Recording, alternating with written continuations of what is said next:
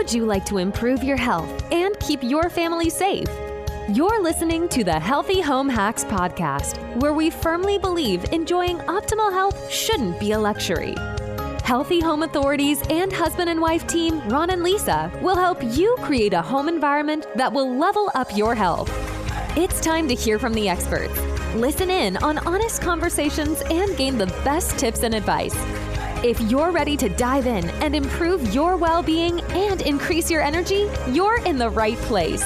All right, here are your hosts, bowel biologists, authors, media darlings, vicarious vegans, and avocado aficionados, Ron and Lisa Barris. Be kind. Everyone you meet is fighting a hard battle. John Watson. Today's show is riveting. And while it isn't directly a healthy home hack, it's a life hack. Today's episode is about healthy living, caring for your community, and being aware of the well-being of your neighbors, your children, your loved ones, and your surroundings. Today, we are discussing a highly sensitive but important topic, human trafficking. Lisa and I recently attended a wedding in Cabo San Lucas, and while dining out, we had the pleasure of meeting a vivacious woman named Tanya and her husband. They were dressed in bright yellow hues and donned contagious smiles. A regular couple with not a care in the world, or so it seemed. We didn't know her story at the time.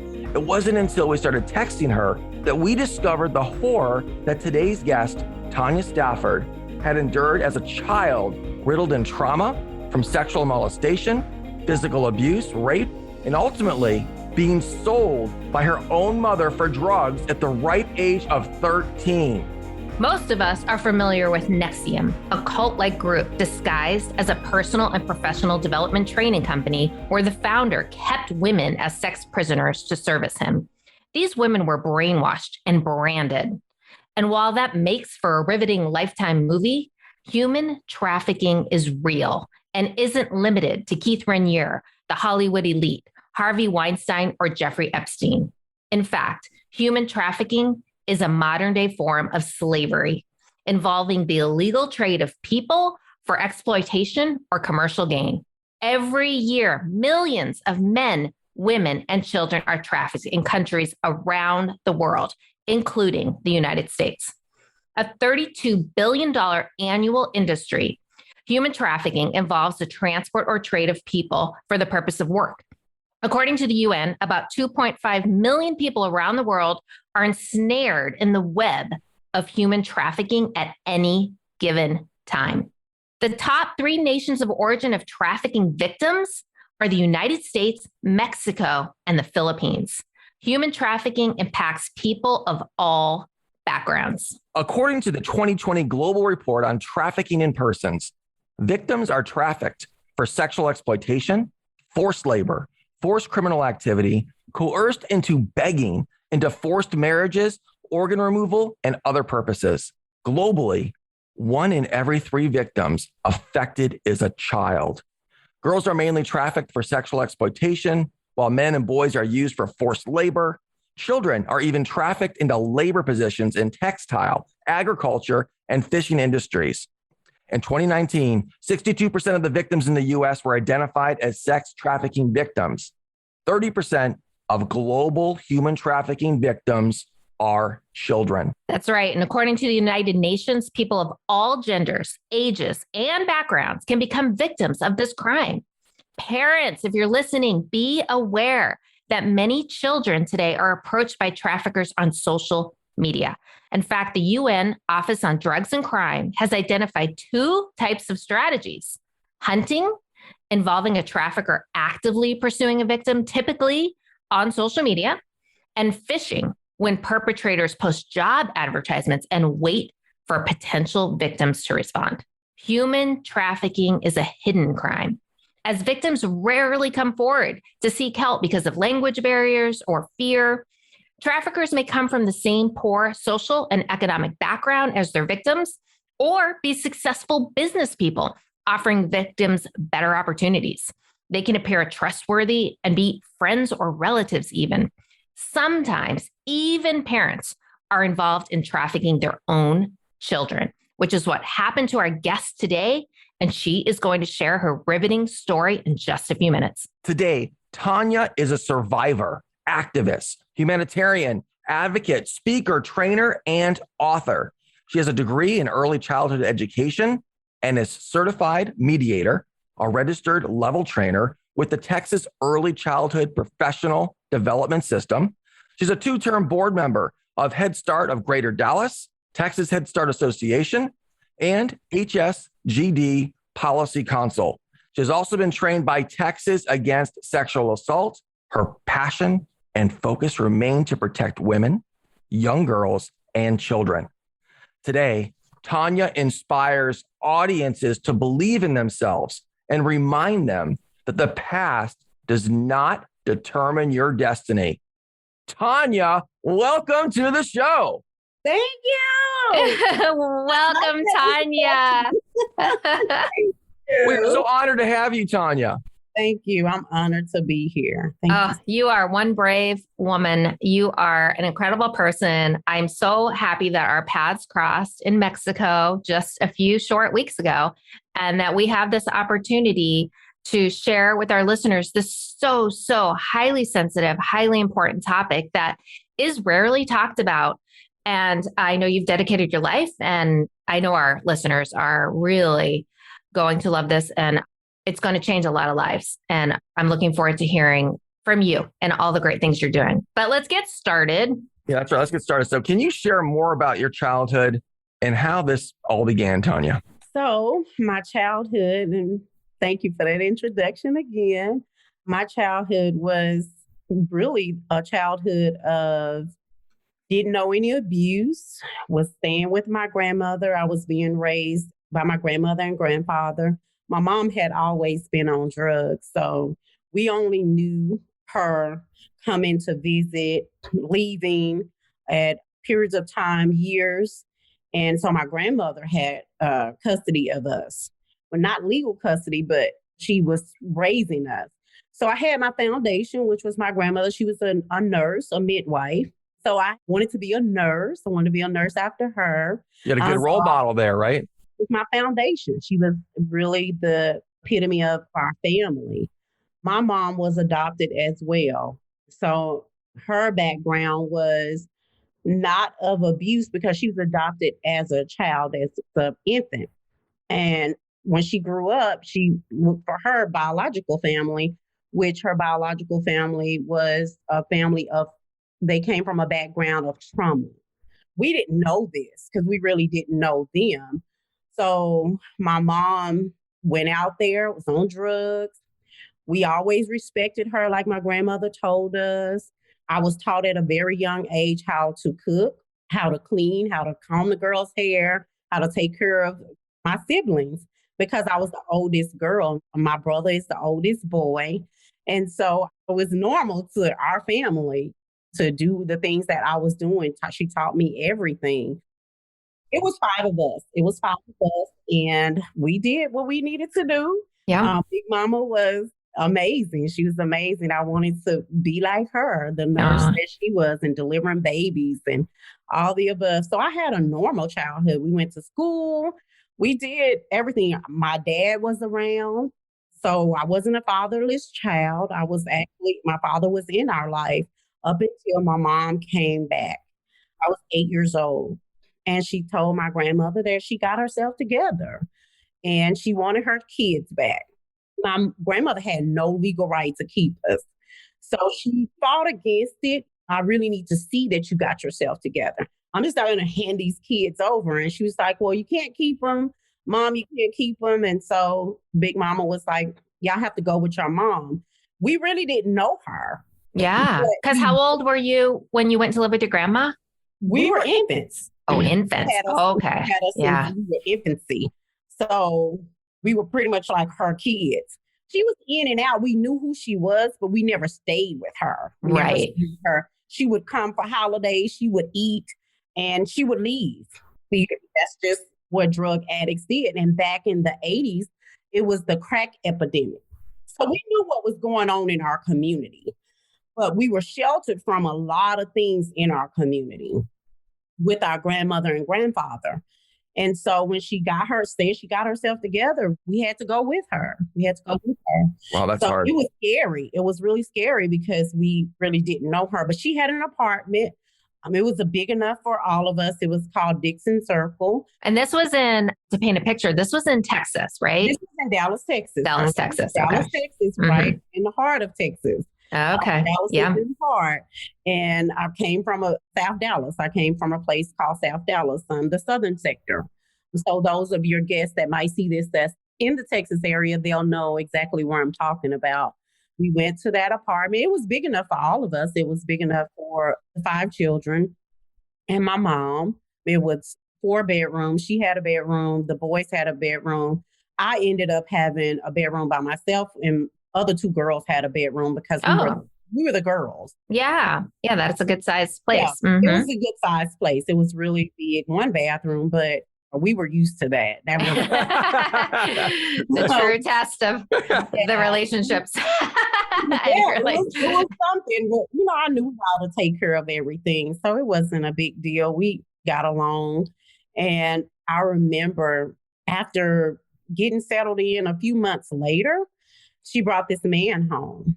We didn't really know him. We didn't. He was a trucker. And I remember that. I remember him saying he was over the road trucker. And she said that they were going to be together. They were going to get married. And we were like, I was like, well, just my grandmother said, always protect the girls. And so she said we weren't going to see our father anymore. And I was like, well, we want to see my dad. Me and my brother shared the same dad, and the other children had their own dad. But my dad took care of all of us.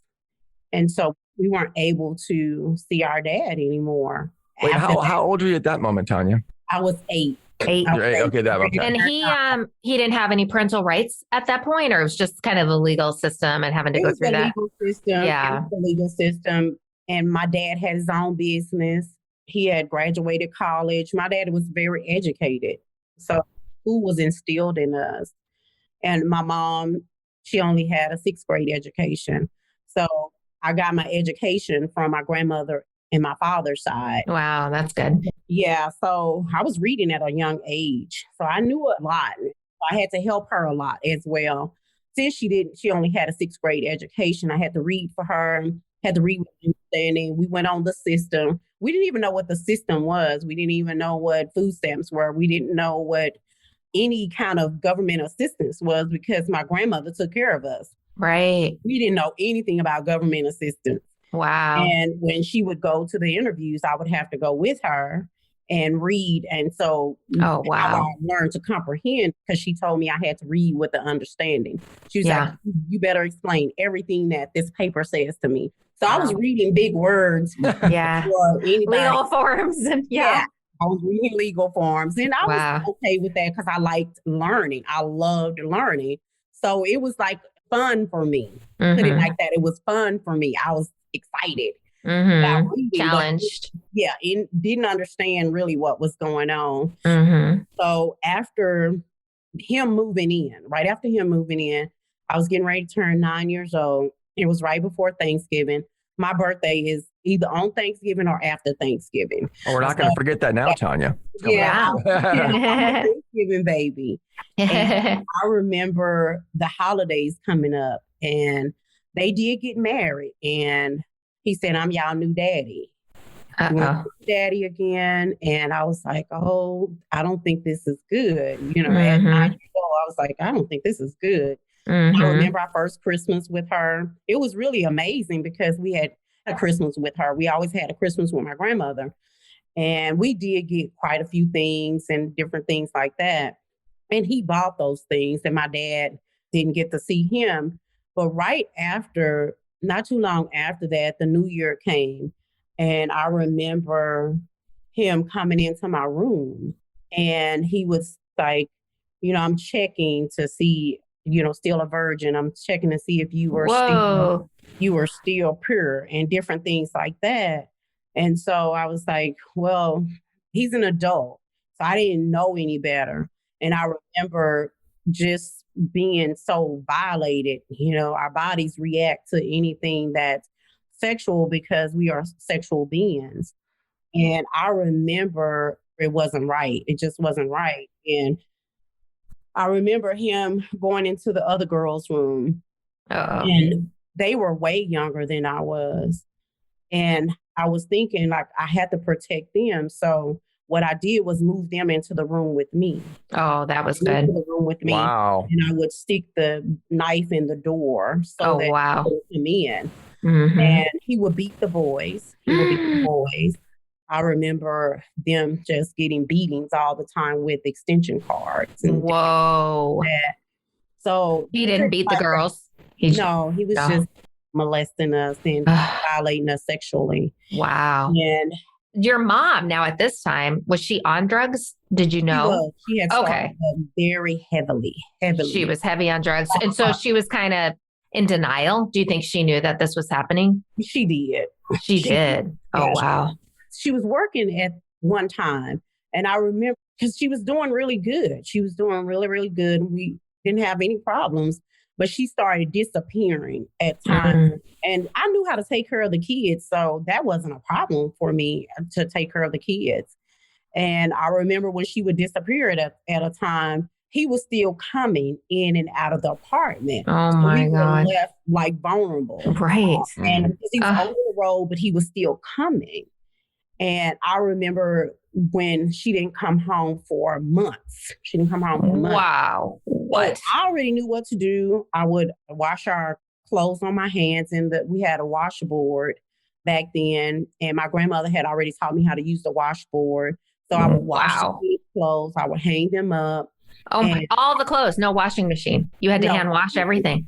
Oh my. And when we would get to go to the laundromat, the neighbor downstairs would take me. Oh my gosh. Every now and then.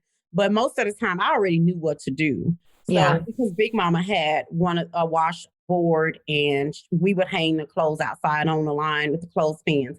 So I was doing all that at an early age. So it wasn't a big deal to me.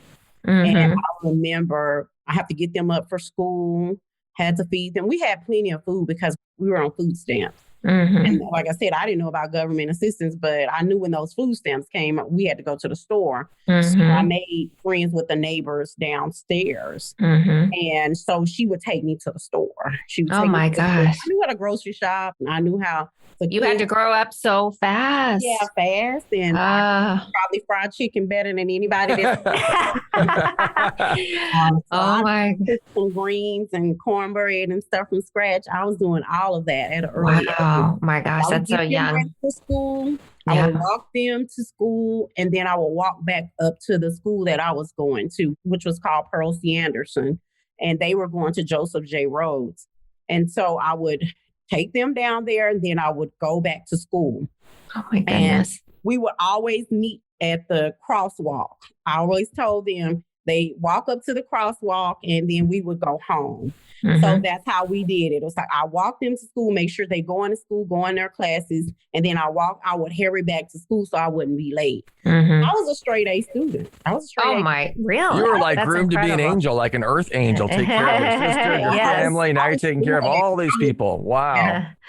So during this time, the stepfather, whatever we want to call him, was he just MIA? I mean, he sounds like he wasn't doing anything productive at all. He was on the road driving. He would always come back. So we would see him more than we would see her. Which is... Because she was out there. Yeah, she was out there. So we would see him more than we would see her. And I hated going home. Yeah, so we never knew when he was going to be there. And I was afraid. I was just afraid. So I would try to stay at school as long as I could. And I knew the principal and the teachers, they knew something was wrong, but we weren't telling. We just wasn't telling because I didn't want them to get taken away. And then I didn't want to get taken away. And then we all be separated.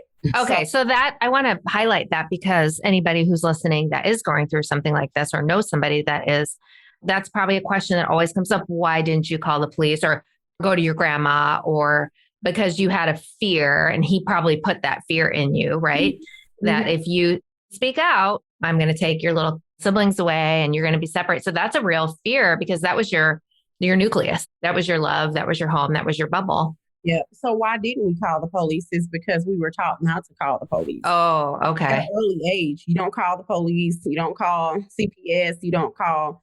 What went on in that house stayed in that house. In the Black community, Okay. that's what it said. And I'm sure Okay. in the other communities, the white community, the Hispanic community, most of the time you don't say anything because of that fear. Okay. And I feared them being taken away because my mom would always say that. Like, if you tell anybody or you say anything, they're going to Okay. take all of y'all away and you will be separated. There you go. And so Yeah. I feared all of that. So it wasn't any police calling. We just did what we had to do. Yeah. Survival. In order to survive. Yeah.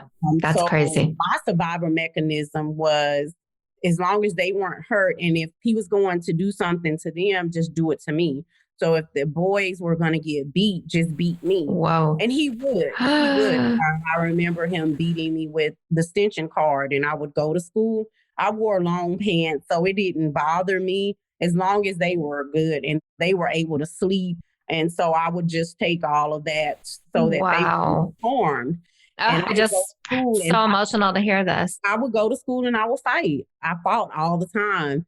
I got in trouble. A lot because I fought. I would fight the boys because I couldn't fight him.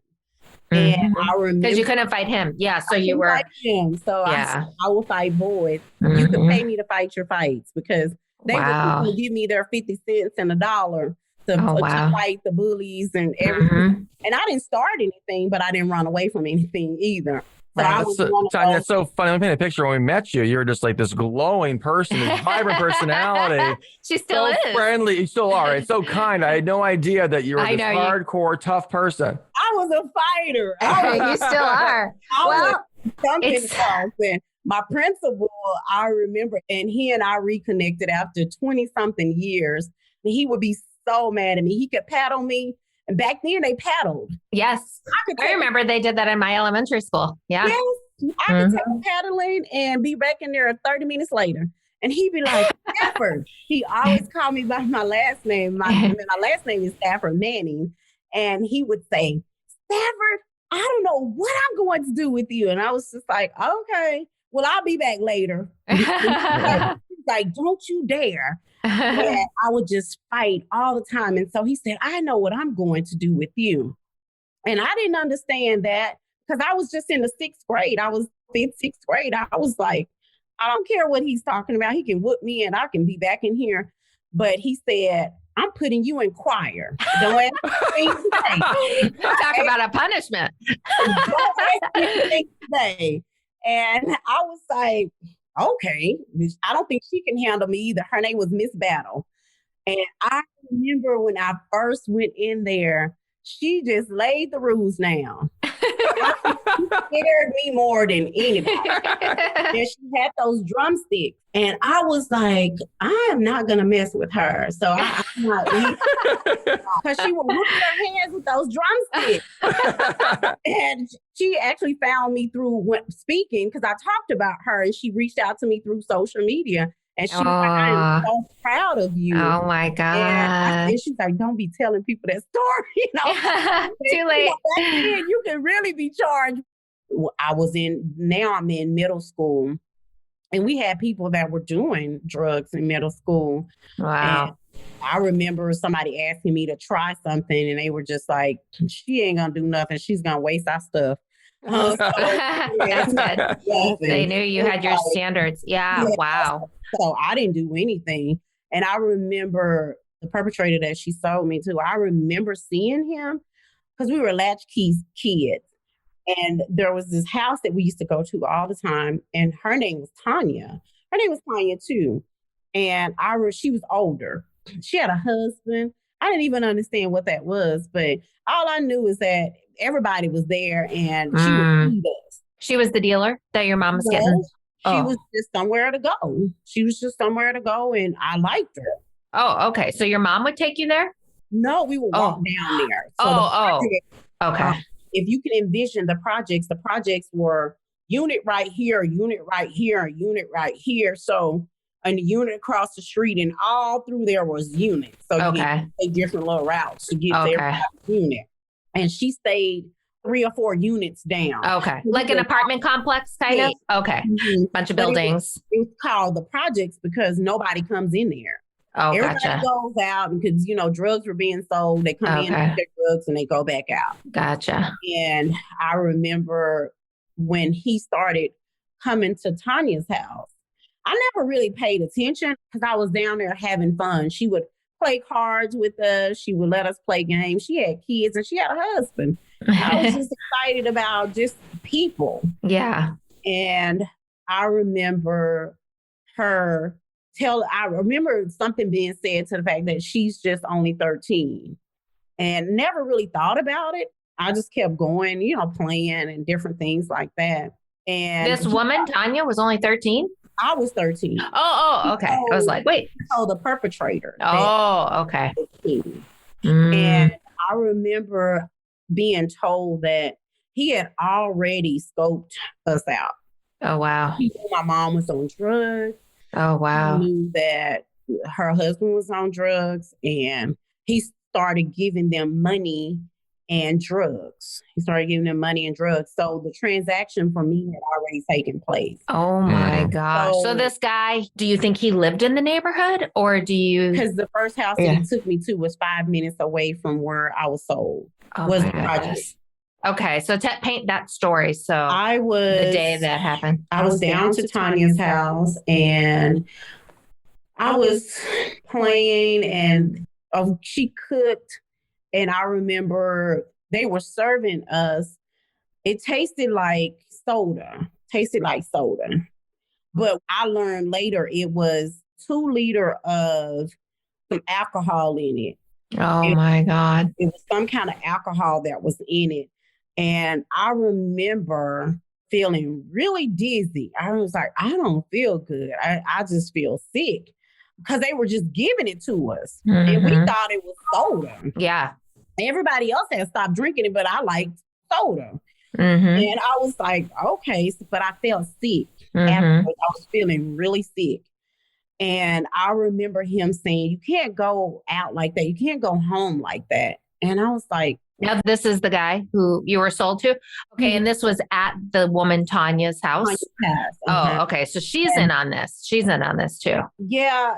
I think she was. I'm not sure how much she was because I never really saw her again. Okay. But I remember him saying, you can't go home like this. Nobody else was, they had all kind of cleared out. So and I remember him taking me upstairs because in the project you had an upstairs and a downstairs. And I remember just saying, I don't think this is right. And I was a virgin and I was telling him, I'm a virgin. This is not right. And I remember him raping me. Oh my God. It was so painful. And I was so in shock. I was just. Oh my gosh. I'm so sorry you went through that. I remember getting up and I went back down to our unit and I went and I took a shower and I was just throwing up a lot because I was sick from the alcohol and different things like that. So maybe about 3 or 4 months later, it was like 2 months later, I'm really sick. I'm really, really sick. Like I'm throwing up constantly.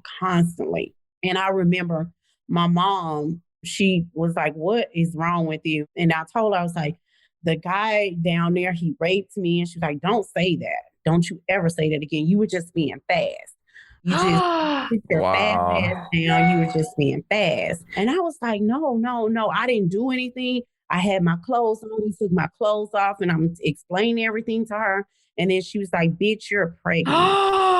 And my God. I can't. I was pregnant and I didn't even know what pregnant was. I was just 13. I was getting ready to turn 14.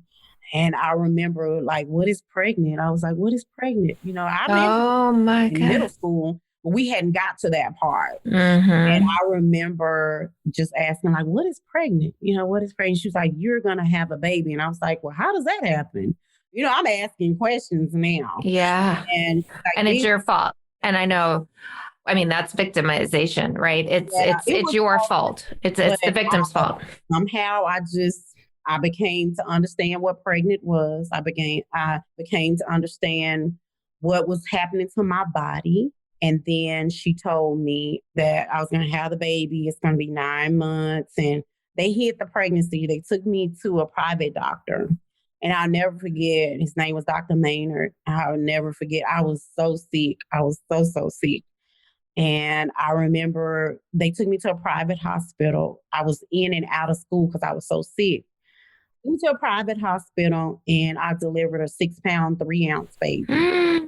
He came to the hospital with no anesthesia. I was delivering all natural, and I was just barely turning 14. I turned 14. I had her that summer and was getting ready to turn 15 that November. Oh my goodness. I remember just the pain of that. I was terrified. I was terrified because the labor was just unbearable. Oh my God. I remember saying, I'm going to get through this. I'm going to get through this. And I had her fairly fast. And when I got done, it was an actual hospital, but it was just a hospital. I had her in an actual hospital, but just no pain. I can't believe that. Got up, walked out after a few days. And then I healed a little bit. And then she told me, I remember going outside and I was playing because I'm still a child. I was playing outside playing. And then I came in and all of my stuff was packed at the door. I knew it was my stuff because it was the baby stuff and my stuff. So you couldn't misunderstand that was my stuff.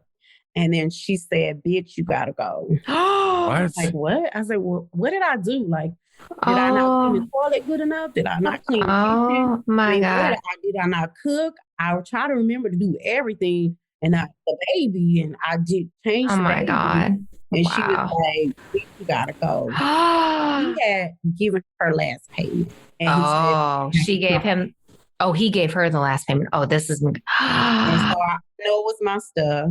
I remember the car that he picked me up in. It was a yellow Z28. And I just put in my mind, either going to survive or you're going to die. And I chose to survive. Well, you chose to thrive, really. I mean, ultimately. So we know you now. Right? It's amazing where you came from and all the challenges. Yeah. You're protected. You had angels for sure watching over you. Yeah, it was my grandmother. Your grandma. And I remember getting in the car and he slapped me. When we drove off, he slapped me. And he said, if you don't like that, you do what I tell you to do, when I tell you to do, and how I tell you to do it. And you better not tell anybody where you are.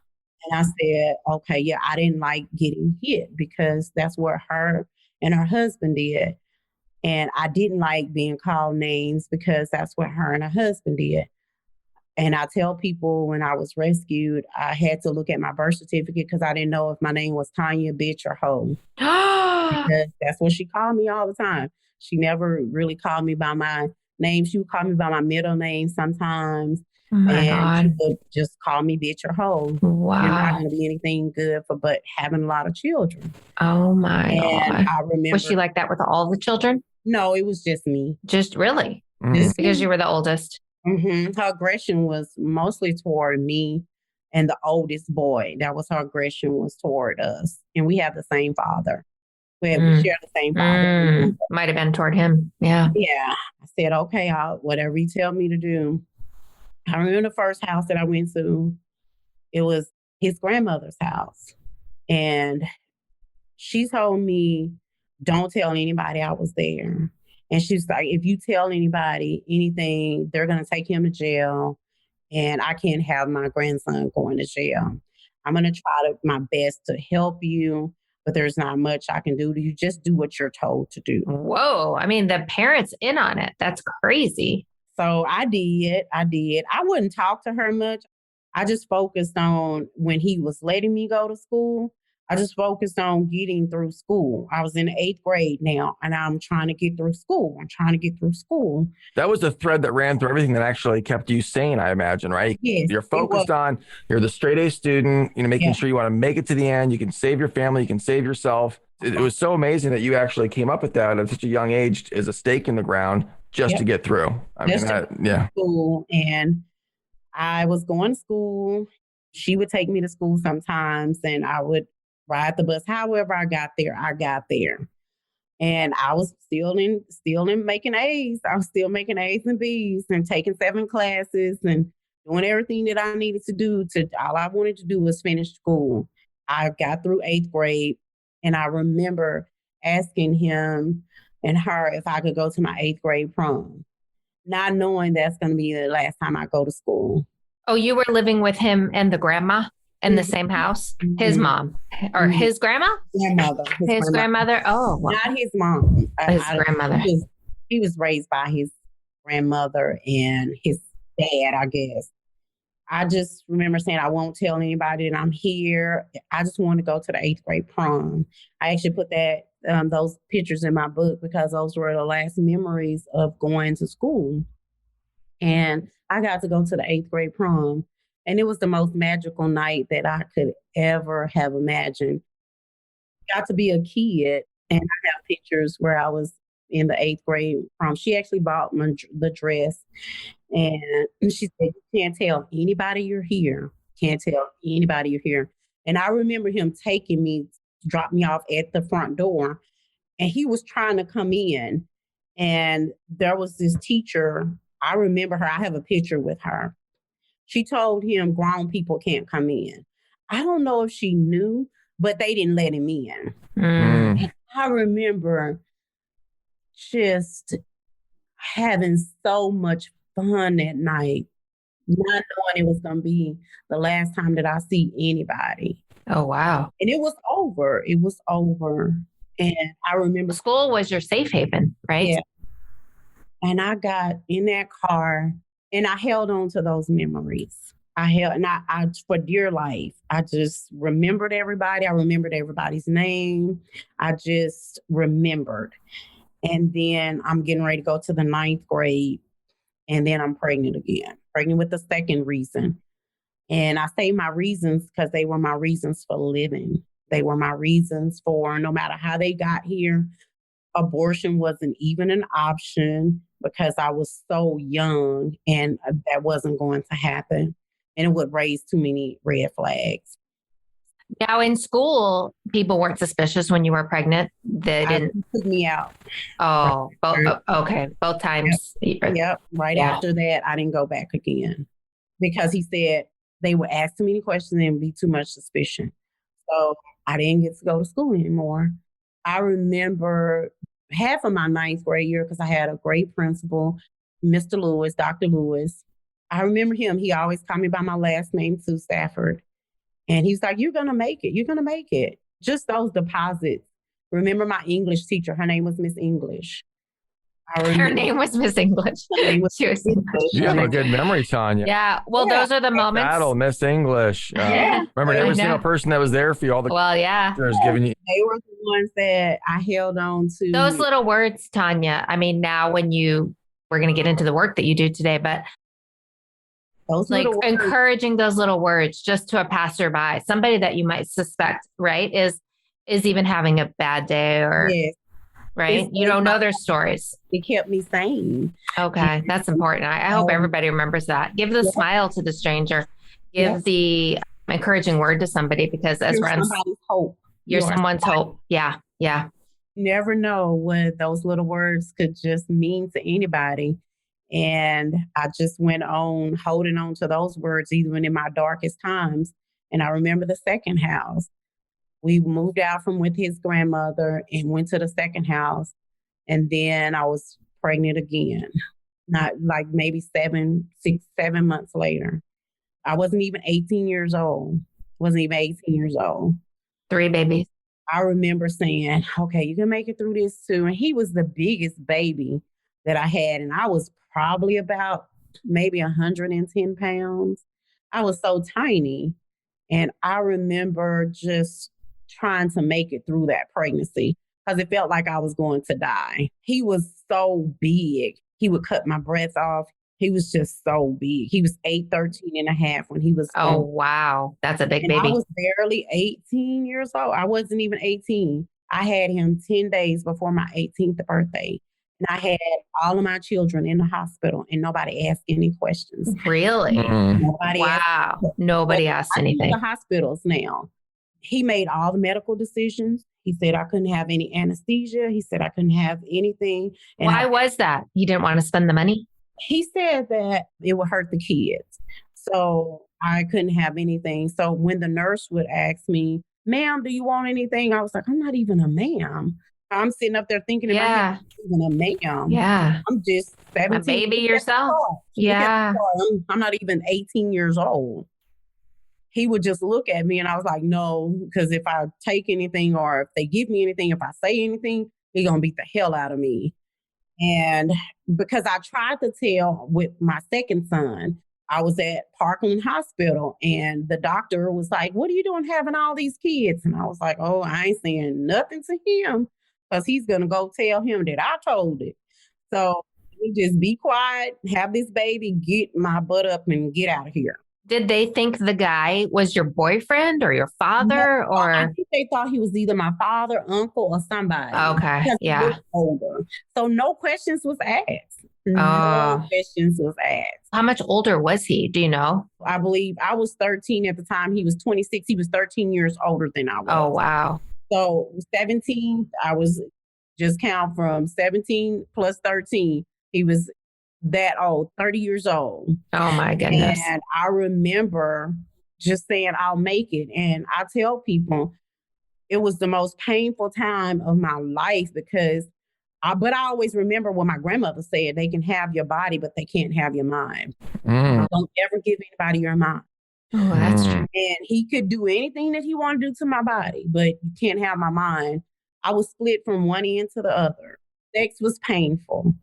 I was always sitting in a tub because he would put me in a tub afterwards. Because my God. One end to the other. I was taking it, but my mind always went somewhere else during those painful times. And after I had that baby, I just said, I'll survive. I'll survive. I'll survive. I'll survive. And he moved us to Pleasant Grove. It's a little suburb town. He moved me into a community that looks just like yours and mine. That's what traffickers do. That's what perpetrators do. Okay. Mine is familiar trafficking. And I remember him saying, don't you say nothing. You don't talk to anybody. You don't talk to the neighbors. No phones were in the house. I had no communication. Oh, right. No cell phones yet, right? No cell phones. Of course. Yeah. No cell phones. And so it was beepers. Oh, beepers. Beepers. Mm-hmm. But still, it was. You were cut off from everybody, right? You had nowhere to turn, and then you were pulled away. Isolated. Isolated. Yeah. And which is what traffickers do. And they isolate. Yeah. Did you see your siblings during this time? I know you had your kids of your own, but you didn't see them at all. Okay. No. At all. No seeing them, no talking to them. After she sold me, she changed her number and moved out the project. So I didn't have any idea where anybody was. I had no idea where anybody was. I didn't even know that my siblings were, one of my siblings were looking for me, and that was the baby boy. And he would always tell me, I could kill you and get away with it. 10 years, that's all I heard. I can kill you and get away with it. I'll bury you in the backyard. I'll tell him that you ran off with somebody else. And I believed him because... I'm sure he would have. I mean, he's a monster. Yeah, he's an absolute monster. Wow. And I remember just asking myself, does anybody see me? He took me to church. Oh, good Lord. No pun intended. That's the part I'm getting into. I would tell them that he's raping me and beating me. And they told me, don't you ever say that again. You should be glad somebody bought you. What? Who told you that? The people at the church? The people at the church, the first lady at the church told me I should have been glad somebody bought me. My own mama didn't want me. I should be glad somebody bought me like him. And then he told... This is so crazy. It's like the system, everyone's in on it. The hospital, the church, the school that was turned a blind eye, like the system. It's so deep, right? This problem goes so deep. It's not one person. It's not one. It's the system. Everybody's protecting it. The hell out of me that night. He found me that night, and I didn't say anything else. I was just doing what I was told to do. After that, the neighbor next door, she was an older white lady. And I remember she passed away. And then I was like, she's not going to be able to help me. Because if she did see me, now she don't. Am I ever going to get away from here? But I started preparing my mind that I was going to die in that situation. Because now you had 3 kids. So it's not like you could have just, you were 18, you could have ran away, but escaped. But you had these 3 kids. It wasn't like you could do that. Where was I going to go? Yeah. My mind was, you had no money. I was going to go. And I didn't want them to take my babies. That story came up again because you're protecting your siblings, now to protect your own kids. It's so difficult. Yeah. My babies, I breastfed them. I did everything that I could possibly do to make sure that they were safe. Was he nice to the kids? Yeah, I didn't let him get that close to them. Like, I was their protector. I didn't care what he did to me. As long as you don't mess with them, I was okay. And he didn't. He just expected what he expected, and clean, cook, serve him first. And that's what I did. As long as I did all of those things, I wouldn't get beat, or I would just do what I need to say. The rules were on the wall. The times what I need to get up. Rules on the wall? Rules on the wall. Oh my God. And my neighbor can actually testify to that. The rules were on the wall. She actually testified to that in court. Oh my God. Please tell me this monster is in prison. I'm going to get to that. Okay. I'm like, oh. Moved next door. This wonderful lady moved next door. She was Black. I just was like, okay, somebody moved next door that she looks like me. Do she see me? I hope she hears me. But I can't talk to anybody. I cannot talk to anybody. You better not talk to anybody. You better shut up. And I would take the trash out. I would do everything that I was supposed to do. I take the trash out. He taught me how to cut the yard. I did everything. And one day I forgot to take the trash out. And I remember when he was on his way, I was thinking, didn't really know what time it was, but I knew it was getting close to him to come home. I was trying to rush to take the trash out because I got busy with the kids and I was reading to them and different things like that. But he came before I could take the trash out. And he beat me. He beat me. And I couldn't walk. That was a severe beating. And she stayed, our house was so close together. And she had to have heard, right? She heard. She heard. Okay. And she said, I took the trash out the next day and I could barely walk. And she'd always speak to me. She'd always say, hey, good morning. How are you? Because I took the trash out the same morning she would leave to go to work. Every morning at the same time. Oh, yeah. And that morning, she spoke to me. And she said, how are you? And I looked at her and I was like, this is your chance. Yeah. And she said, are you okay? And I was like, no, I'm not okay. And I told her everything. I said, I'm just going to take a chance here. And she said, I can help you. I was like, oh my gosh. Like, do you see what he did to the house? Like, do you see what he did to me? Yeah. She's like, no, I can help you. Oh my gosh. And she said, how long have you been there? I was like, I don't know. And she said, where's your mama? Oh, she's the one sold me. I have no idea, ma'am. Oh my God. Where's your siblings? Where you have any sisters or brothers? And I was like, I haven't seen them in I don't know how long. So she said, okay, I'm going to help you. And I trusted her that she was going to help me. So I began to tell her like what he was saying to me. And I told her, I was like, come see. The rules are on the wall. She was looking. She's like, oh my God. Said, yes, this is what I have to do this every day. Every day I have to do this. And if I don't, I get beat. I said, but if I ever come up missing, I'm in a backyard. Like, that's where he told me. I'm in a backyard. Oh, wow. And if he kills me, my kids, I can lock them in this back room and only I can lock them in and you can get them out. They won't be able to get out, but you can get them out. And she's like, no, I'm not going to let you die here. I'm not going to let you die. So she started devising a plan to get me out. Oh my gosh. What an angel. You couldn't just leave. In a situation like that, you can't just leave. you got to confide in her during the days while he was gone. Did Yes. you? She was there and she was wow. making a plan. And she asked me, she said, do you have an education? I was like, no, he made me stop going to school in the 9th grade because I was pregnant. And she was like, okay, we're going to get you back in school. And I was like, how does she got to do this?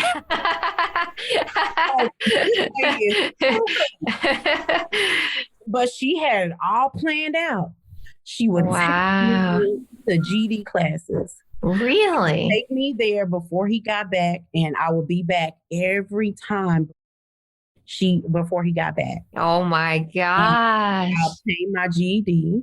And when it came in the mail, she said, she took me to get their birth certificates or socials. And so I'm not checking the mail because he told me I can't check the mail. But I did because she told me everything that comes in the mail, I need you to bring it to me and I'll keep it over here. So he doesn't know I have anything. Oh, wow. She was brave too, because he could have killed her.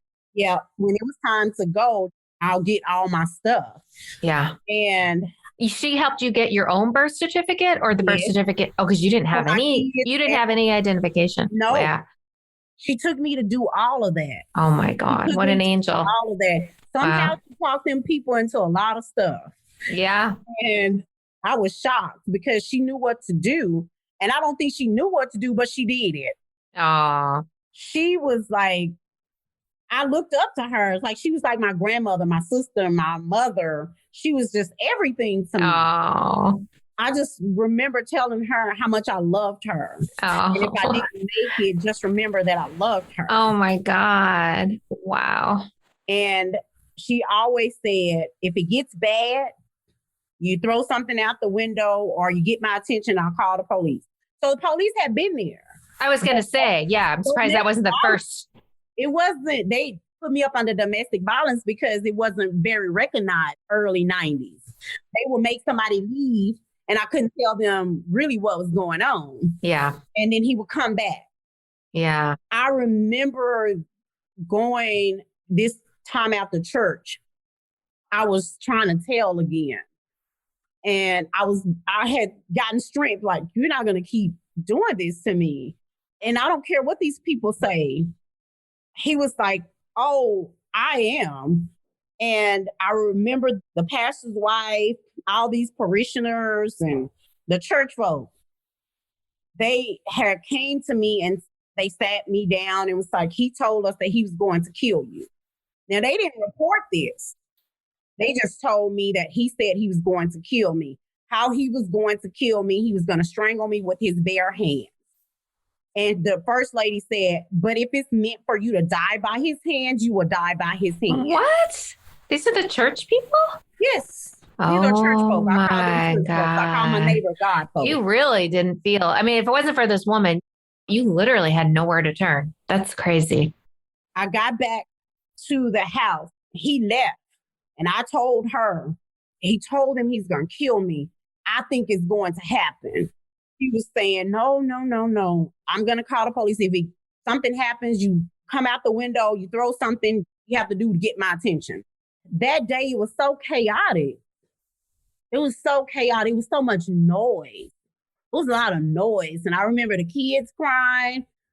He was yelling. It was just chaotic.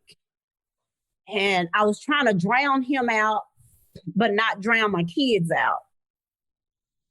And I told him I had to use the bathroom. I said, I got to use the bathroom. And he said, no. So I went to the bathroom and I had a shoe and I was throwing things out the window. And I got her attention. Like, come, just come out. Because he wasn't going to let you go to the bathroom? You knew something was up? So I let the window up. I'm letting it up some more. And I was like, I don't want to leave my kids. I didn't put them up. They were screaming. They were crying. It was just noise. There was so much noise. And she was motioning for me to come out. So I was flushing the toilet. I'm running water. I'm flushing the toilet. I'm running water. And I'm trying to go out the window. He hears me going out the window. Oh. He kicks the door in. Oh, jeez. As my legs are going out the window, he snatches me back in. Oh, God. and he throws me into the hallway. I hit the wall. I'm stunned now. I'm just stunned. And the kids are screaming, "Mommy, no, mommy, mommy, mommy, please, please, please." And so I'm bargaining with him now. I said, "Let me go put up the kids and I'll come back and you can kill me. Just not in front of them. Just not in front of them." Oh my God. And he said, "Nope, you're going to die in front of them." And he put his hands around my throat and lifted me up off, and I couldn't breathe. I just couldn't breathe. And I'm trying to breathe and I'm trying to hit him, get his hands out from around my throat. And I could hear the kids. And I was thinking, I just don't want to die in front of them. Not in front of them. I just don't want to die in front of them. And I slipped out of consciousness. When I came to, she was kneeling. My neighbor was kneeling beside me. That's the first time I had ever seen her cry. Never seen her cry, never seen her scared. And she kept calling my name. I could hear her subconsciously. Mm-hmm. I heard Tanya, Tanya, Tanya, Tanya, Tanya, Tanya. And she has this really soft voice, but a strong voice. And she kept calling me. She said, "Open your eyes, Tanya, Tanya, Tanya, open your eyes. Tanya, you don't get to die today. Not today, not today." And I could hear her. I could hear my kids. And I opened my eyes and she was crying. I was like, "Why are you crying?" She just kept crying. And she's like, "Oh God, oh God." So I'm like, "What happened?" I was looking around. I'm trying to come to. She's trying to give me water. The kids are still crying. She has a gun. Oh my God. I was like, "What are you doing with a gun?" And she said, "I was coming to help you." Oh my God. And I was like, "Well, where is he at?" And she was like, "He ran past me." Like he ran past her. He left. Like he thought I was dead too. Oh, he did? Yeah. And I was like, "Well, why you didn't shoot him on his way out the door?" Because your kids will never forget that I was the one that killed their dad. Yeah. No matter how or why, but there's their dad. Yeah.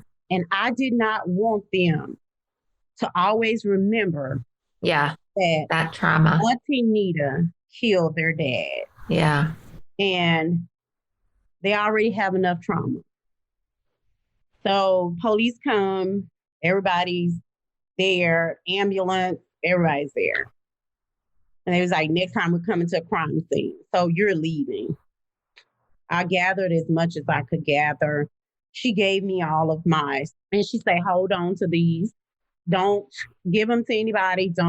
You'll be able to call me, all the above." Mm-hmm. So they took me to a safe house. Dallas took me to Irving. Irving transported me to New Tomorrow. It was called New Tomorrow. Oh my God. What a perfect name. Oh my God. My New Tomorrow. Oh my God. Her name was Carol Little. We reconnected after 20-something years as well. Oh, wow. And she looked like me. Afro. And I remember seeing her afro and I was like, "Oh my gosh, that is like so cool." Afro. And because my grandmother always kept me in an afro and I had afro. Oh, you've never seen it. Oh my God. She took me into the program and they started preparing me for training. For training? The lawyers. It went up under domestic violence at the time. What happened to the kids? They were with me. Oh, they stayed in the safe house with you. Okay. With me. Nice. And when we went to the house. It was a safe location. And it was enough room for they put me and the 3 kids in the biggest room. And there was a bathroom right there, a washroom. Keep in mind, I hadn't bathed in weeks. He didn't let you bathe? Mm-mm. He didn't let you bathe? I was on punishment. Oh my God. And I hadn't bathed in weeks and I I would be able to bathe the kids and I would bathe them in a cooler. And I was just, whatever I could do to clean them out, that's what I was doing. In a cooler. Oh my God. Yeah, because he had the water shut off. Oh my God. And so my neighbor would let me get water from her house to bathe the children. There was a bathroom and then there was a washroom. There was a wash and dry. Ooh. And I was like, wow. Oh my gosh. I was actually able to bathe them. Oh And my gosh. I slept for days. I sat in the bathtub for hours.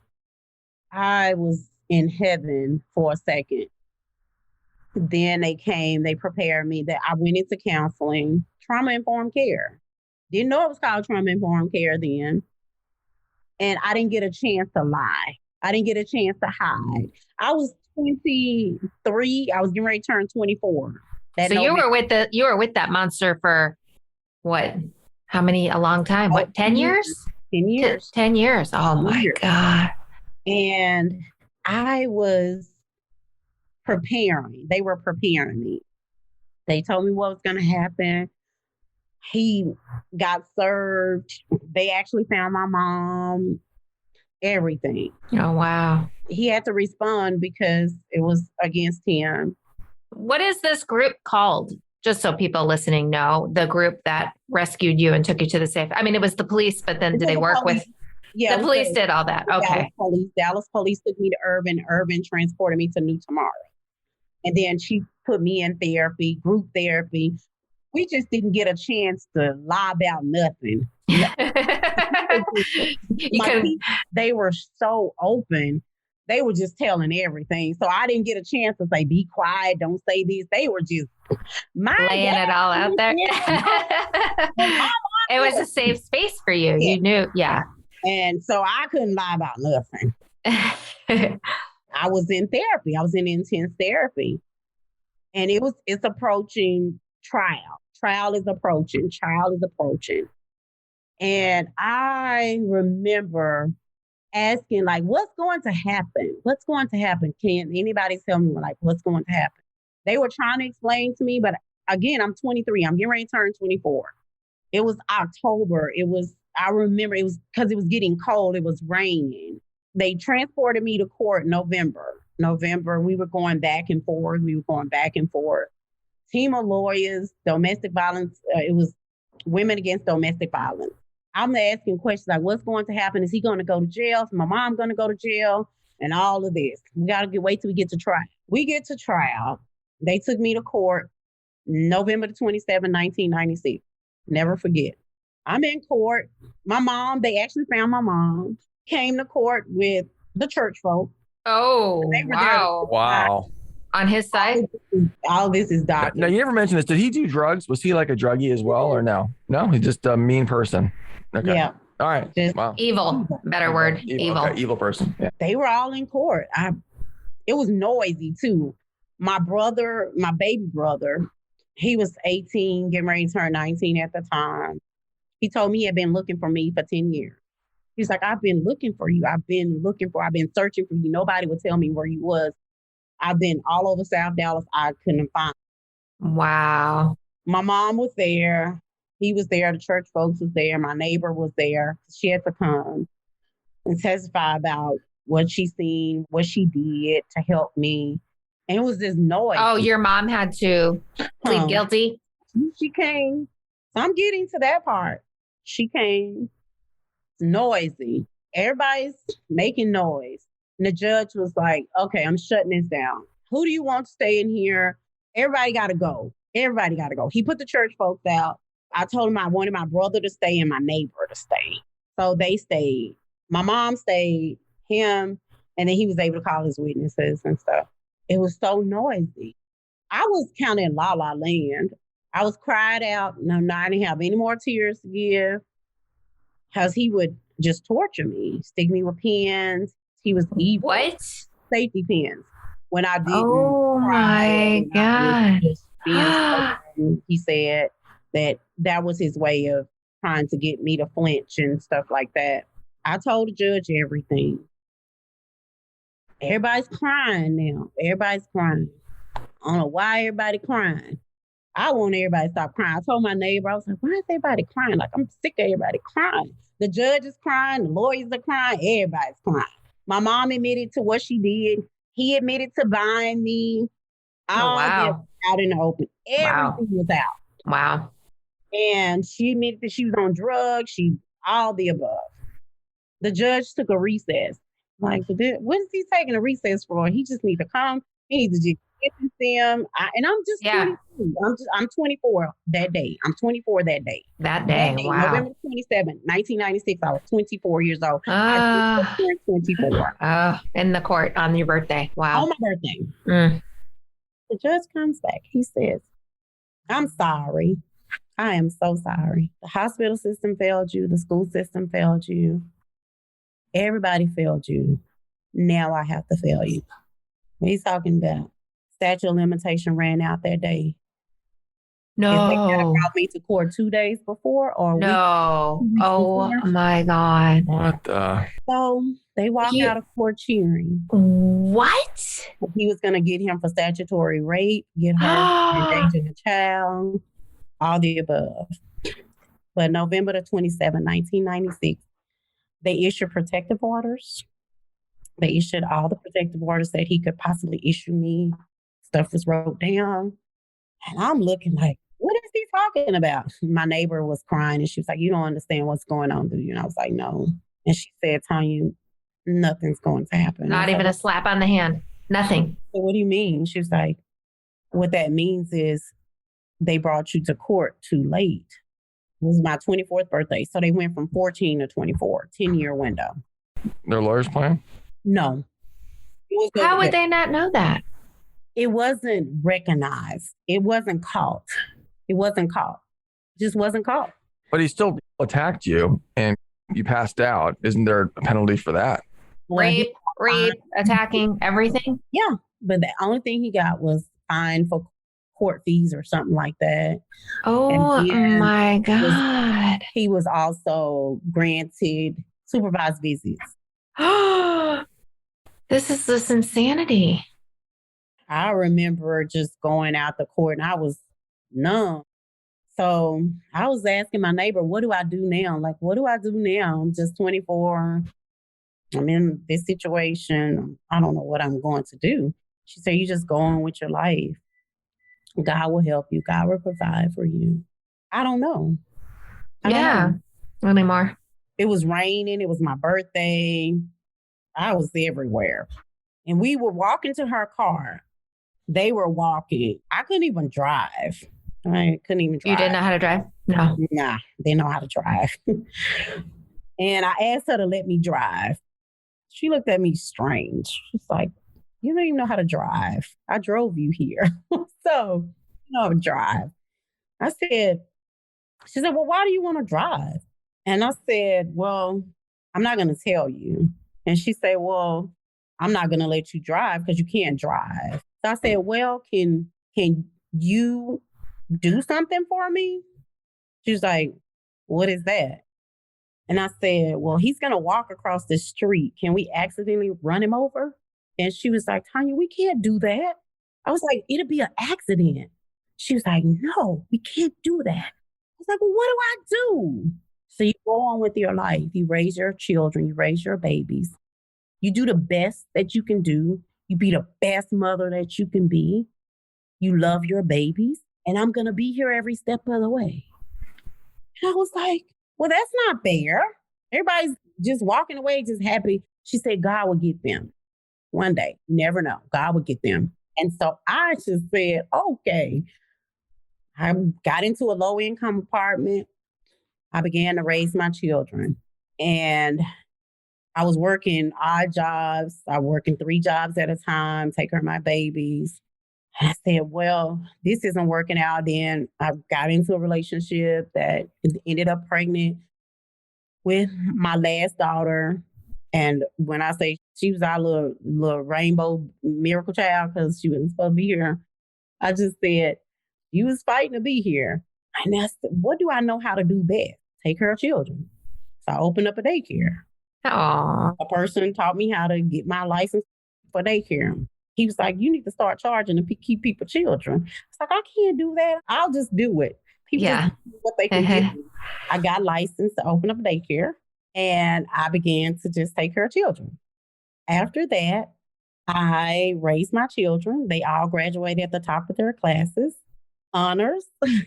I was very proud of that. I was very proud. Oh, wow. That's incredible. Wow. Yeah, they all graduated at the top of their classes. My son, after he graduated, my first son, he went to the Army, Navy. He went to the Navy. He's a veteran and he's married with Oh, wow. my grandkids. And my oldest girl had 2 boys and 1 girl. And I waited until the last boy, my baby boy, I have a baby boy and baby girl. And I waited until the baby boy graduated high school to start talking about my story. And I started, it's going to be okay. Oh my And God. that's how it's going to be okay. Wow. Came about because I found myself helping abused women and children that was coming into the daycare. Oh, okay. So you saw this rampant in the area. Wow. And wow. And I started the nonprofit and I was like, well, what do I do now? I got a nonprofit. And my therapist at the time was encouraging me to speak out about my story. And I was like, girl, I can't be telling these people my business. I know you are so brave, Tanya. Oh You my guys gosh. to go out there and just lay that story out. I told her she was crazy. What was my mama going to say? What was everybody going to say? I'm telling everybody's business. Yeah. And I realized when I first started speaking out about my story that it was a lot of women that had a similar story. Okay. So they told me, thank you for telling their story. A huge, huge hug to you and a huge hug to all the women and children and even men that are in a situation like this, that there are people out there that care and that are doing things and that do want to help and maybe don't know how. We're going to get into that. We're going to get into what you can do if you suspect something. Like we talked about simple things, helping a neighbor, reporting something suspicious, smiling if you think somebody's in harm's way, these angels along your path and see them, the teacher, the music teacher, and the principal who got you in the choir, and Carol Little, right? Carol Little, your neighbor. Well, Carol Little is the New Tomorrow. Oh, New Tomorrow. Okay. Anita Hamilton is my neighbor. Anita Hamilton. Big shout out to you, Anita Hamilton. You can actually, there's pictures on my Instagram and also there's pictures in the documentary Be the One with her at the end of the documentary. I have a voice recording. They didn't get to put it in Be the One, but she told why she helped me. Oh my God. And was she single, by the way? Was she married? She was married. Okay. So her husband was like, you do what you got to do. Actually, he learned to love me through her. Yeah, I'm sure. I don't think he wanted her to do what she did for me. Okay. And he learned to love me through her. Yeah. And he died a few years ago from liver cancer.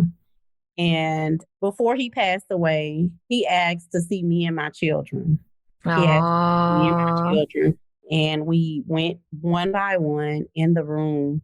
So I wouldn't see him. And she called me and she said, he wants to see you. He wants to see you and your children when he passes. And I remember just saying I didn't want to see him like that. I didn't want to remember him like that.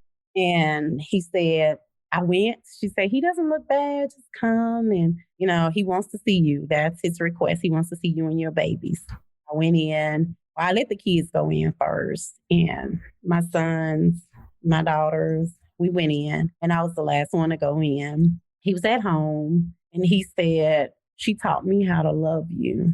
And I didn't know that at night he would sit on the porch with his gun to make sure he didn't come and make sure that I wasn't harmed. He didn't sleep most nights. And I remember telling him that I loved him because he actually loved me like a father. He loved his children. And he said, don't you ever forget how special you are and how special you were to us. And he told me he loved me. And I told Elnita when it gets to come to the time, Just call me and I'll come. And he died a day before my birthday. And he told her, don't call me because it was my birthday. And she called me after my birthday. And I said, why you didn't call me? And she said, he told me don't call you because it was your birthday. I always remember my birthday. And I said, okay. She taught him how to love me. And she put her whole family's life on the line for me and my kids too. Did she have children too when she lived next door? Yep. She did too. Oh yeah. Well, she knew, you know. Girl, she said I reminded her of her daughter.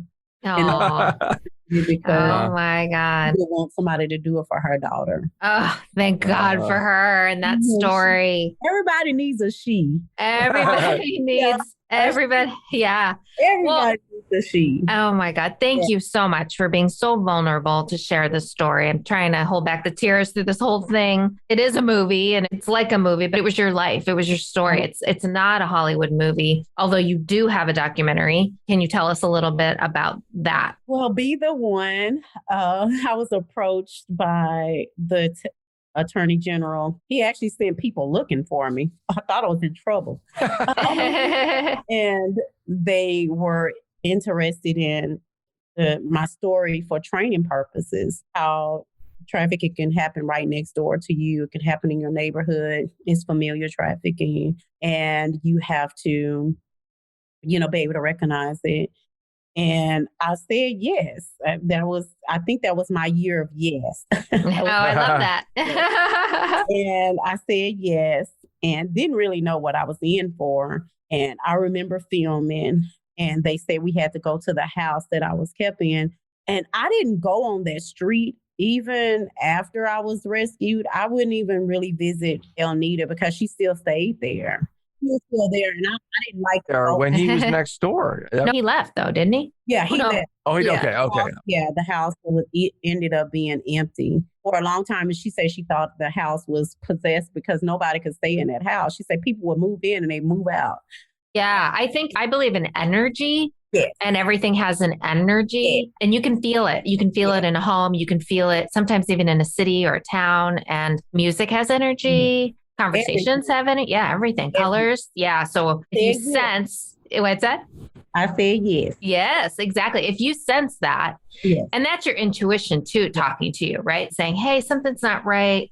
Don't engage with that person who might seem like they're going to help, but you're getting a bad feeling in your stomach. So I think tuning into our intuitions and really paying attention to that is something that, especially in today's day and age, which you talked about at the top of the show, social media and kids being victim to that's why predators. Documentary is to bring awareness and education to human trafficking and what human trafficking looks like. It wasn't all ugly. I wasn't missing teeth. I wasn't on drugs or anything like that. So they wanted to show, there's myths about trafficking and what trafficking looks like. Everybody's on drugs. Everybody's drugged up and it's just ugly. No, it looks like you and me. And when I said yes, but I didn't know that I had to go back to the house. And I did. And that was a healing pathway for me as well.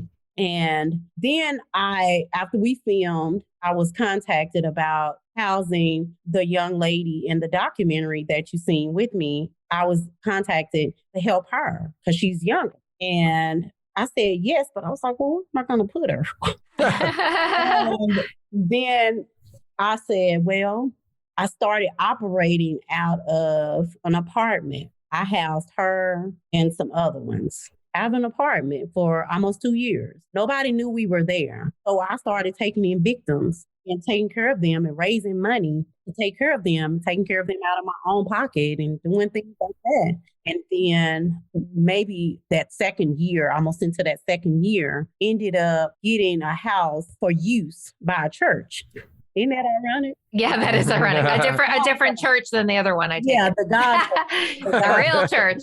Yeah, the real people. And they ended up yielding me the space to be able to house more girls and their children, more women and children. And I said yes. I was just like, yes.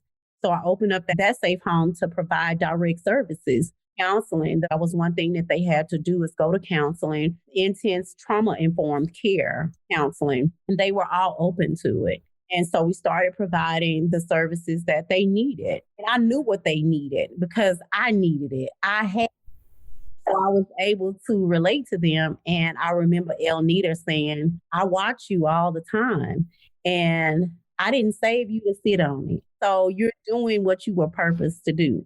And that's why I did the documentary, Be the One. And I always tell people when they don't know about it or they've seen it, they be going, aren't you the one? I was like, yes, I am the one.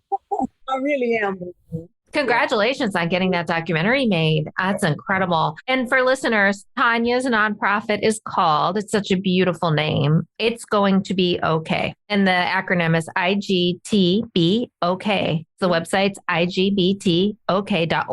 And head there now because there is so much great stuff. So much great work that this nonprofit is doing to help trafficked victims, primarily children and women, right? And you can donate, you can get involved, and actually tell our listeners some of the ways that they can help. We are always looking for volunteers. Okay.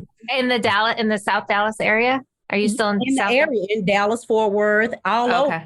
All over. Might be in another state. You might have other things that you could volunteer for. Like if you know how to redesign a website, or if you know how to just fundraise online, social media, there's always ways that everybody can do something.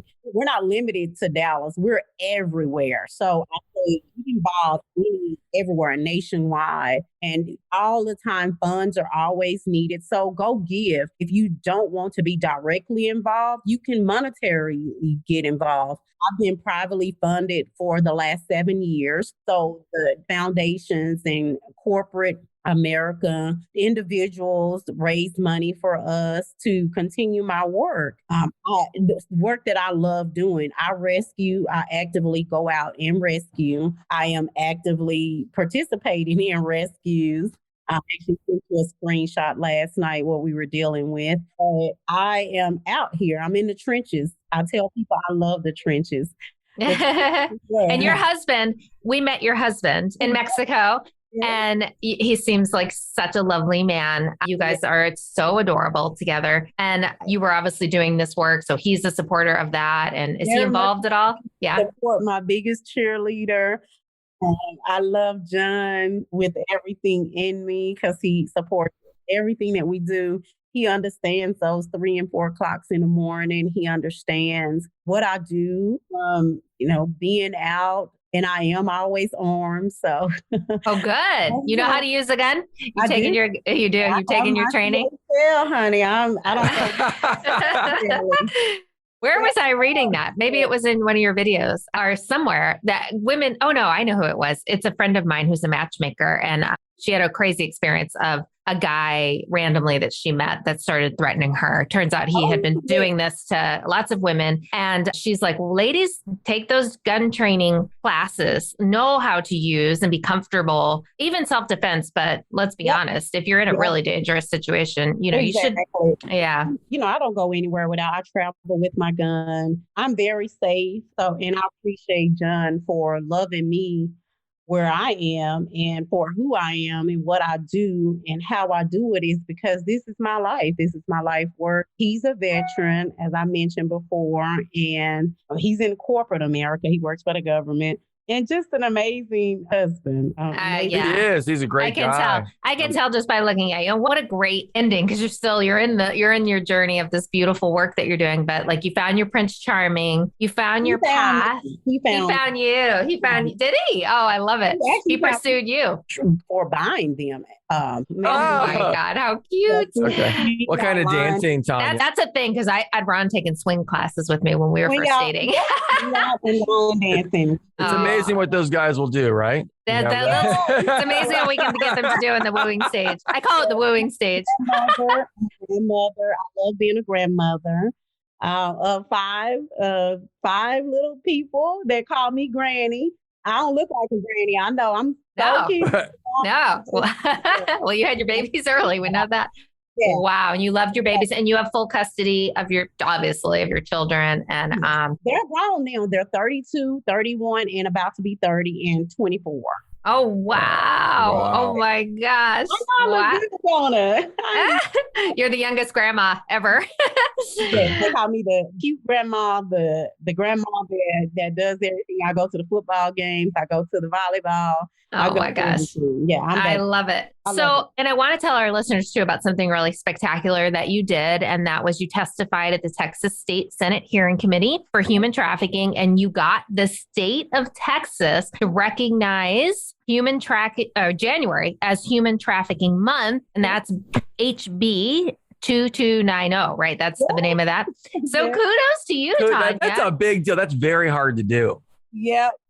I was the only survivor that testified and they passed it. I was supposed to have 3 minutes and I was up there for, I think, 13 minutes. But they were interested in my story and my neighbor. And they basically said, we're passing this bill because of you. And I was like, oh my God. And then I went on to testify on other bills that just passed here recently. And I'm excited about those as well. It raises the age limit for sexually oriented businesses, which a lot of our girls are trafficked through that. Now that perpetrators can get more time in jail as well for buying them here in Texas. So I've been doing a lot of... Are you talking about like escort services or? No, strip clubs. Oh, strip clubs. Oh, they buy the women through the strip clubs? And they're underage. So we were able to testify on that and get that raised. The limit, instead of 21, 18, 21, it's higher now. Right. I have a question for you. Do you think pornography plays a big part in why this is so rampant? Like, why is human trafficking such a problem? Like, where do you think that comes from? From pop culture, media, messaging? Is it porn? Like, what? Porn plays a part, but it's not a big part. What you have is, how do you say it? You have like an addiction. You're attracted to children, like children are requested. Women are requested for your sadistic things that you wouldn't ordinarily do to a partner or a wife or different things like that. So you have that plays a part. Porn is just a little bit, and people can't always blame it just on porn. It's not about porn. Yes, a lot of underage girls are trafficked through porn, but it goes deeper than that. It goes deeper than just, I'm going to sit up and watch porn and I'm going to think about going and buying a girl, boy, or child. No, it's sadistic. It's really sick. It is very sick. It is very sick. The fetishes. Mm-hmm. Mm-hmm. And it's really utterly shocking hearing your story and realizing, you're right. The preconceived notions of when I thought of trafficking, I only thought of sex trafficking. Mm-hmm. I didn't think of these other trafficked children and these labor type things, or even men. And I didn't think of what would look like a little husband-wife situation with children, like your situation was.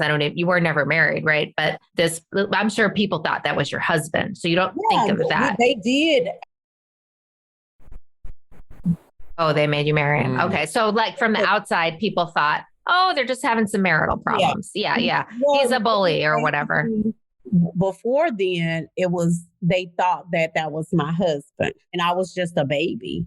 And to cover up everything, I was told, you got to marry him. Yeah. Like the church, they actually, that was a force. It was really a shotgun wedding. I don't even think it was a wedding. It wasn't even a wedding. It was just something that was done. Right. And is that particular church still around, Tanya? Because it seemed like a bad influence. Not in that particular location, but I don't think so. I think after everything happened to me and it came out, they moved from that location. And I think it's a smaller place, but I don't think anybody is there, or that particular pastor is not.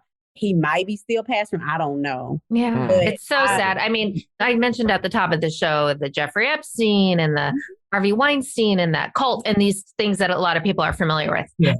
There is a common thing. And yes, it is. It's a common thing of isolating this person, isolating them. On some cases, it was an island, or isolating from their family members, right? And then the control, and then the verbal. I mean, it was every aspect of abuse: verbal, physical, sexual, mental, spiritual, right? Spiritual breakdown. And so what would you say to people who don't believe it's a big problem in the US? I've actually heard people say that. Open no. your eyes. And it's so high. It is happening right next door to you. It is happening in your neighborhood. This is an epidemic. This is a humanitarian issue. It's not just trafficking. It's a humanitarian issue. You got to understand that it's right in your backyard. It's in your backyard. There's nowhere else. It's in your backyard. Okay. So because people think, it's going to be a low income neighborhood. You rescue women and children. You find them in every socioeconomic class, every level. Yes, ma'am. It's in the suburbs. It's in the low income. It's in the trenches. It's everywhere. You are not exempt. I can go to $1 million home. And it is their girls are being trafficked. Girls, their children are missing. They call us to help find their children because we know how to find them. So no, it's happening. Open your eyes. It's happening right next door to you. Yeah. You have so many missing boys and girls and women. And currently we have right now 75,000 Black missing women and children and girls, and Indigenous women, children and girls. Oh, wow. In the United States? Wow. 75. And that's just Black and brown girls. Wow. And it's so high. Open your eyes. This is happening. Just like it happened to me, it can happen to you. You are not exempt from trafficking. You can get snatched up real quick. If they follow you and they see that you are you're a subject matter to them. They can sell you. They can drug you up and sell you. They don't care what you look like as long as you can function with being sold for sex. That's what happens. Yeah. Wow. So sad. We interviewed a famous supermodel, Kathy Ireland, a couple of podcasts ago, and she said that it's very prevalent in the modeling industry. And that was decades ago that she was the it girl in modeling. So she saw it in New York City. And speaking of, for anyone listening, the top cities, according to the human trafficking statistics, are Houston, LA, New York, Washington, D.C., Chicago, Las Vegas, Atlanta, Dallas, Miami. So think about those big cities Dallas where... is number 2. Dallas is number 2? Yeah. Wow. That's Dallas. great. Who's one? Who's number They're one? going to lose that rank with you there. Yeah. What's the number 1 city? This was a 2018 stat. Oh, okay. LA probably. Yeah. Y'all are number 1. Yeah. I was in a Las Vegas airport last year or the year before, and I went to the restroom, and they have these signs on the back of the door in the bathroom. I'd never seen it before. If you are trafficked, call this number. In fact, I'm going to do a plug right now. If you are listening and you have a tip or information relating to human trafficking and would like to report it anonymously, please call the Human Trafficking Hotline. That number is 888-373-7888. And I will put that in the show notes. You can also find that on Tanya's nonprofit website, which is It's Going to Be Okay. So you don't forget it. It's going to be okay.org. But it's actually IGTBOK, but I like to remember. Yes, ma'am. Yes.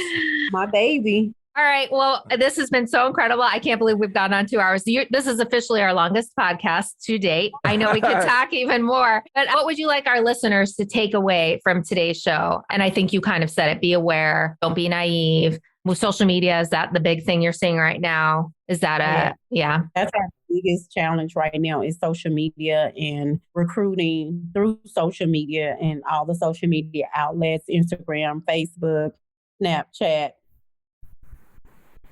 Tinder, all of those dating apps too. Yeah. Yeah.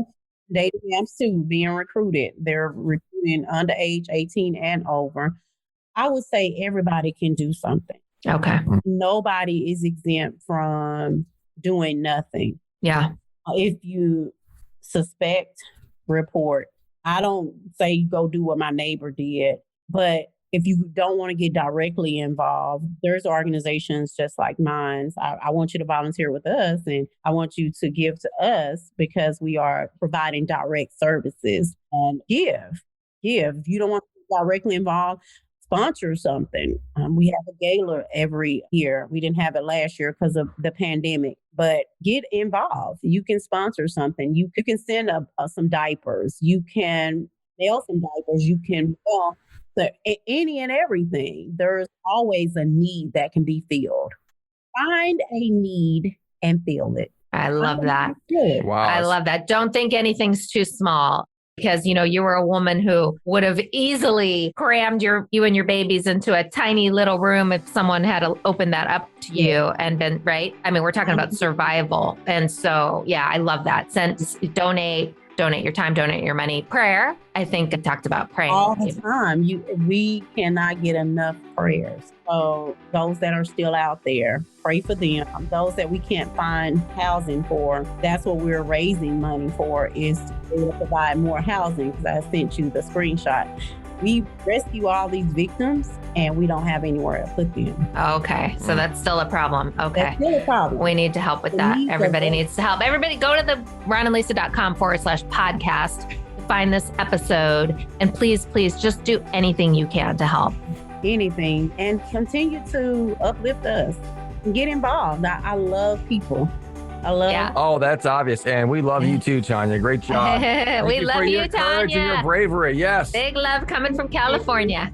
Did I get other guests join? I didn't know. Oh, that's okay. He had to go because we were in the middle of your story. We didn't want to break the stride. We had a caller, but that's fine. Thank you, Tanya. Your courage, your bravery, your passion to take your personal life tragedy and to turn it into something so beautiful and inspiring. And once again, we can't say this enough, to learn more or to donate to Tanya's nonprofit, It's Going to Be Okay, please visit igtbok.org. So igtbok.org. We have all the links in the show notes at ronandlisa.com/podcast. And remember, friends, through committing to praying for victims, raising awareness, advocating for policy reform, and donating to organizations like It's Going to Be Okay, who are combating this injustice, you are playing a direct part in ending modern day slavery today. And we thank you for that. Yes. That'd be great. Thank you, Tanya. Thank you so much, Tanya. So see you on next episode, friends, and stay aware and stay safe. Bye, everyone. This episode of the Healthy Home Hacks podcast has ended, but be sure to subscribe for more healthy living strategies and tactics to help you create the healthy home you've always dreamed of. And don't forget to rate and review so we can continue to bring you the best content. See you on the next episode.